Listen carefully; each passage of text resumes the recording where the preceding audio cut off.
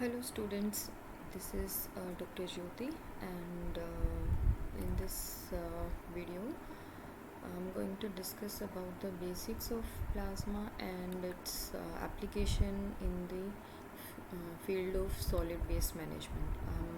Plasma is basically a quasi-neutral gas of charge and neutral particles which exhibit collective behavior.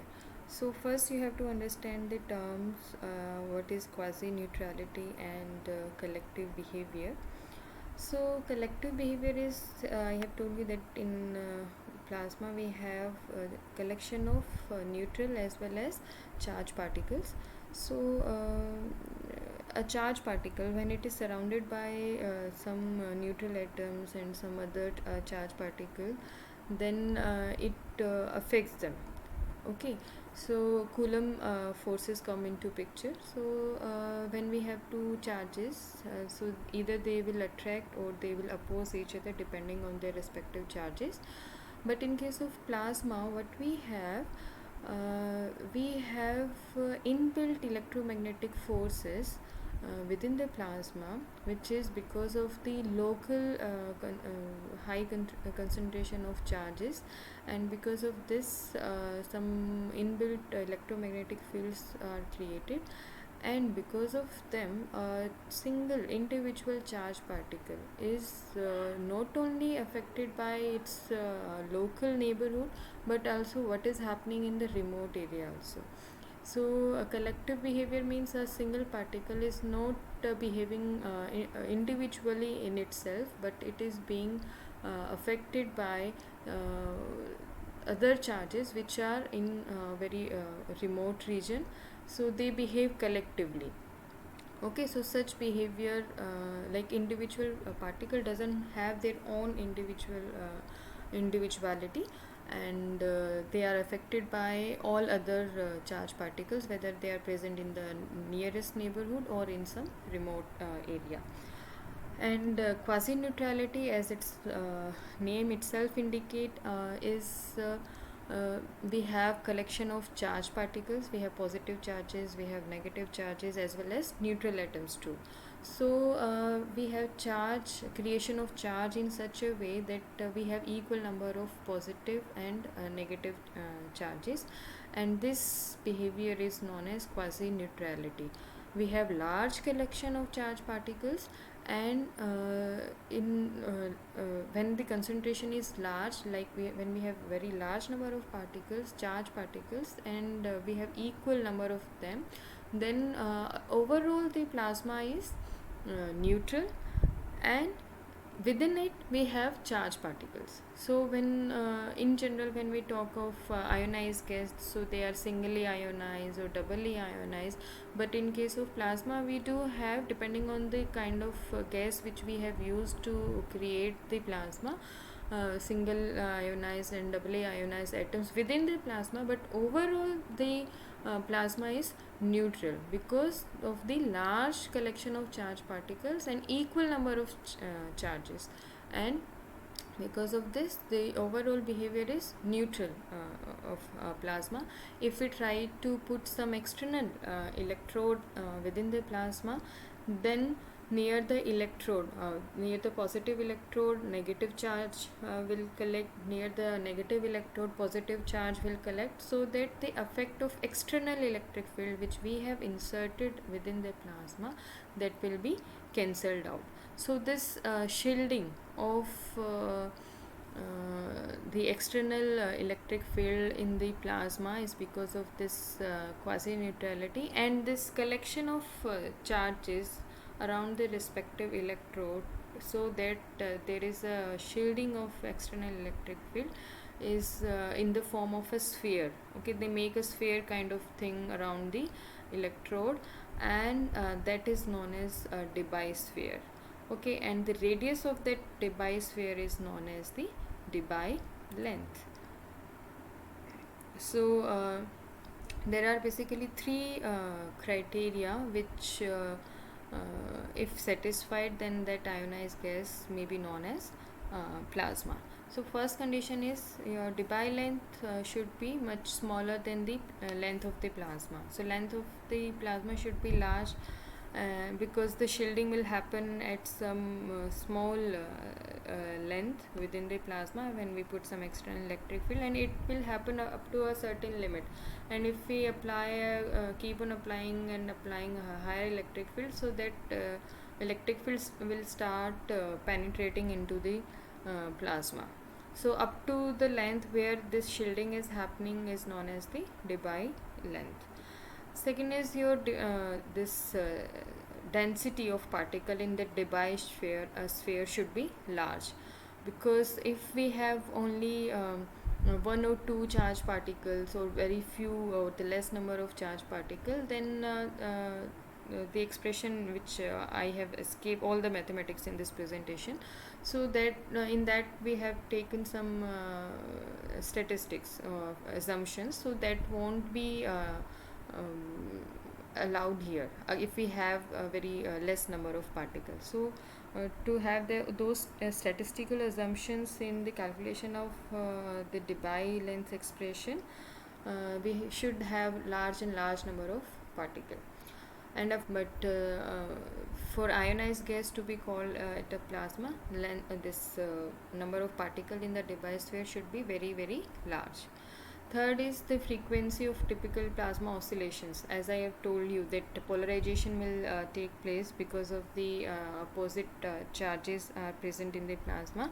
So electrons are having very high mobility and ions are quite heavy. So electrons will just keep on going away, and then they will be attracted back towards the positive background. So they will start just oscillating with certain frequency.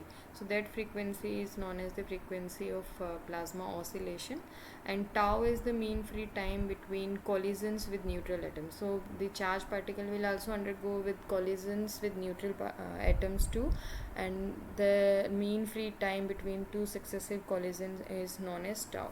And here the condition is omega tau must be greater than 1. So these are three conditions or the criteria for any ionized gas to be called plasma. And such conditions in general does not happen on our daily life on Earth. So we found that in general the plasma is found in interstellar bodies only, aurora borealis, sun corona, solar wind, comet tails. Such kind of space is the examples of various kinds of plasma.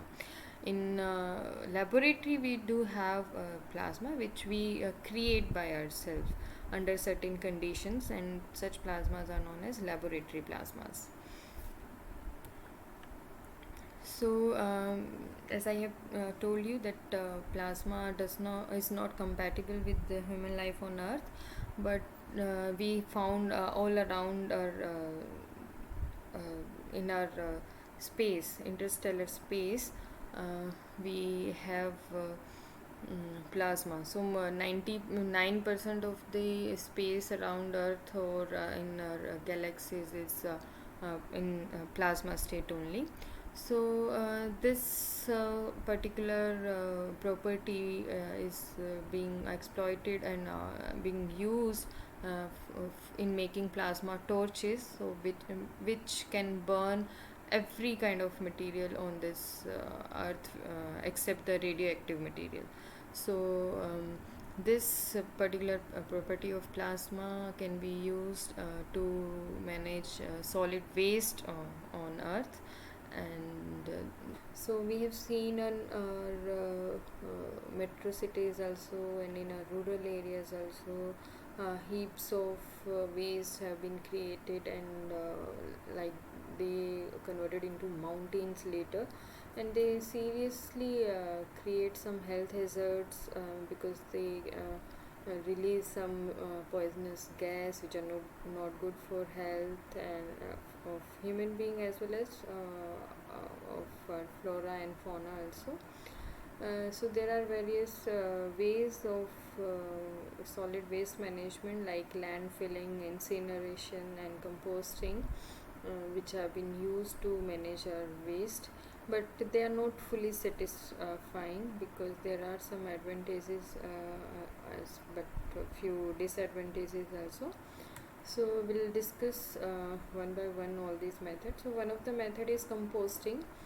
Composting is one of the oldest way of solid waste management, in which organic waste such as food and plant material, like they were decomposed. Fungi, worms, enzymes, and some other organisms are being used to decompose the waste. So disadvantage of this method is it is very slow process and can only be used for organic waste only. And for this we have to first segregate our solid waste, and this segregation of waste material in itself is a cumbersome process, and it's very difficult to have a pure organic waste. So this kind of method is not efficient one. So the other one is your landfilling. Landfilling is like comes into picture because of the rapid advancement in the field of mining and real estate, because that raised the need of land filling, and it proved its worth because of its cost effectiveness and easy way to burn out mines, and basically low level areas are used to fill the lands with waste material, and this will finally result into the leveling of the ground. So when this real estate and mining of the field is arising, so this land filling is also considered as a useful way to manage our solid waste. But this also result into a disadvantage because it releases some poisonous gas when we dump a lot of waste at some low level area, which are a target area. So that will release some poisonous gas like methane and carbon monoxide, so which are not good for the health. So this is also not very effective way. So next is your incineration. So after the Second World War, this advancement in manufacturing sciences result into various kind of solid waste, and composting, landfilling were not the potential ways to manage those waste. So strict need was felt to destroy a different kind of science waste and other kind of waste, which can save our area and many other thing also, like time also in case of composting. So this result into a new way of solid waste management, which we call incineration. So in this process, combustion of organic substance is done, and high temperature is used to manage the waste, and sometimes they are also known as thermal treatment too. So incineration of waste material converts the waste into ash, flue gas, and heat. The ash is mostly formed by the inorganic constituents of the waste and may take the form of solid lumps and particulates carried by the flue gas. So there are different ways of this thermal treatment of solid waste management, and one of the way is you're using plasma. So this is like one of the I should say the best way of incineration or best way of thermal treatment. I'll discuss the advantages and disadvantages further in next slide. So plasma gasification is the main process which is being used in this solid waste management. So it's a thermal process in which organic matter is finally converted into synthetic gas, synthesis gas we call it, syngas, which is primarily made up of hydrogen and carbon monoxide. And a plasma torch is used here, which is powered by an electric arc to ionize the gas, which will create a plasma and which will catalyze the organic matter into syngas with the slag. Slag is the remaining byproduct of this treatment, and so it has been tested for the gasification of municipal solid waste, biomass, industrial waste, hazardous waste, any solid hydrocarbons such as coal, oil sands, oil shale. So many kind of solid waste can be treated using this plasma, because we know that plasma can exist at very high temperature, and it can melt any kind of material on this earth. So like our previous ways in which we have to segregate the solid waste and it take a lot of time also, so such things will not happen here.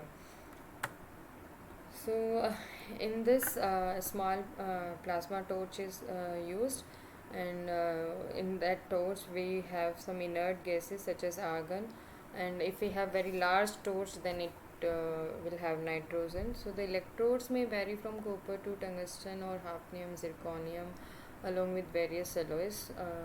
A strong electric current under high voltage is passed through two electrodes as an electric arc, and a pressurized inert gas is ionized, and that will be converted into plasma. So that temperature within that plasma torch will range from 4000 to 25,000 degree Fahrenheit, and this high temperature can melt any kind of material. So the waste is heated, melted, and finally vaporized in this treatment. And in under such extreme conditions, dissociation of any molecular complex molecules can take place, and they will start separating into individual atoms, and that result into any elemental components in their gaseous form, which we call syngas. And the molecular dissociation using plasma is also known as plasma pyrolysis. So this is the main blueprint of this process, in which here we use this plasma torch, and here using some conveyor belt material, solid waste is being thrown into this chamber, and this will melt this waste, and it will result into the production of some gases, okay, which are being used here to generate steam, and they will run steam turbines, and then they will finally result into generation of some electricity. Here are the generators. Some distilled water will be produced here, and here this waste slag will be collected here. So that slag later will be consisting of some precious metals, which can be used later in some other field, and some vitrified glasses may be extracted, and many other things also come out of this slag, which can be used later in commercial field, like in the field of construction and something like this. And this synthetic gas, that can be further processed, and further can be used to run gas turbine, which will again result into the generation of electricity, and that electricity again will be used to run these plasma torches. So this plant is is self efficient, so it is run by electricity which is being generated within the plant itself. So we'll discuss a few things. This is the feedstock. If we'll talk what kind of waste we require in this treatment, any specifications. So any kind of solid waste material, from municipal solid or organic waste, except the radioactive materials. We cannot process radioactive material using heat. We cannot destroy them. So except those, any kind of biomedical waste, any hazardous material, they can be treated in this process. And but depending on the quantity of the waste, depending on the quantity of the inorganic material or the organic material in the waste, the production of syngas and the production of slag is changed. So if we have too much of inorganic material such as metal, construction waste increases, slag production, and which in turn decreases the synthetic gas. Means if we have a lot of inorganic waste, then it will increase the quantity of slag, and it will result into the production of some materials from the slag, some metals which can be further used in construction waste commercial sites. And if we have less quantity of inorganic material in the waste, then it will result into the high production of synthetic gas, that will result into the high production of electricity. Okay, so depending on the quantity of inorganic or organic material in our waste, we can have the production of synthetic gas and the slag accordingly. Okay, yield, if we talk about, is the purely highly calorific synthetic gas is generated in this plant, in this plasma treatment, and which is consisting of carbon monoxide and hydrogen. Some inorganic compounds in the waste stream are not broken down but melted, which include some glass, ceramic, and various metals. And the high temperature and lack of oxygen prevents the formation of the toxic compounds such as furans, dioxin, nitrogen oxides, and sulfur dioxide in the flame itself. So this is not very harmful for the environment. So metals which will be resulting from this plasma pyrolysis, or we can say this from the slag, the metals which are extracted, they can be used in various other field. And some inert slag is also produced, which can be granulated and further again may be reused in construction sites. So portion of the synthetic gas which is being used will be used to feed on-site turbines which power the plasma torches, as I have already told you. So it's a self-sustained system. Advantages, if we talk about, so clean destruction of hazardous waste, which prevent hazardous waste from reaching landfills. Okay, and process of organic waste into combustible syngas for electric power and thermal energy. And it is less time consuming as compared to the previous solid waste management method, composting. And it is safe means to destroy both medical and many hazardous waste, as air emissions which emit in this process, they are cleaner than as compared to the landfills and the rest of the incinerators.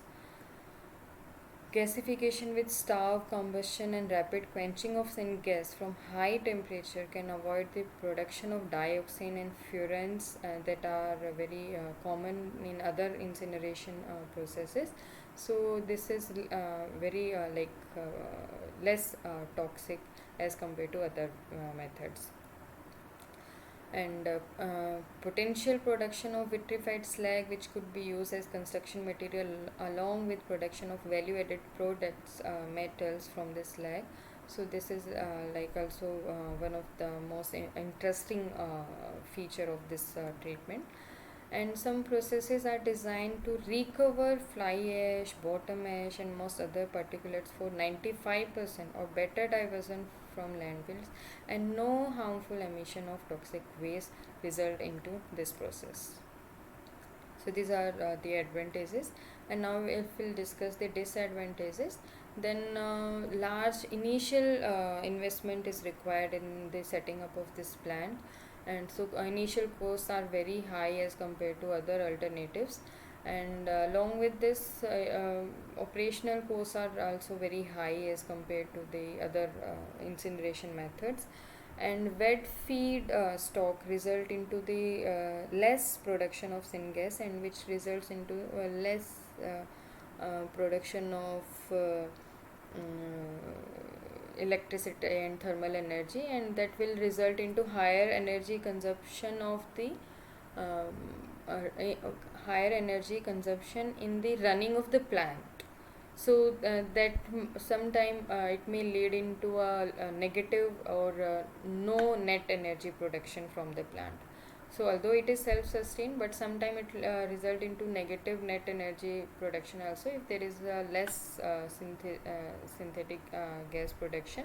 That is because of the high quantity of the inorganic waste in our treatment, or because of the wet feedstocks also. So frequent maintenance and limited plant availability is also one of the like drawback of this treatment. We have, like in India, I don't think so there are any such plants, but in many other countries, these plants have been used, and they are processing such waste very efficiently. So this was all about your solid waste management using plasma. Thank you. I hope you will like this video.